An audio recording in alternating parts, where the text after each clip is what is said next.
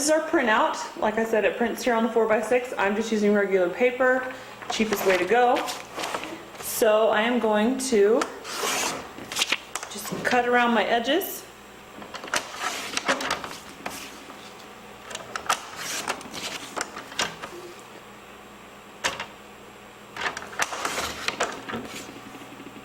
Not so straight line there. Okay, so this is what I have. And I'm just going to pull out the inner little cube. Stick it right here on the side. And then slide it right back in. And then, like I said, there you go. You have a nice little gift for a family member or a friend. Again, this is the iCube, and I found it at cubeappeal.com, and I hope you enjoy it.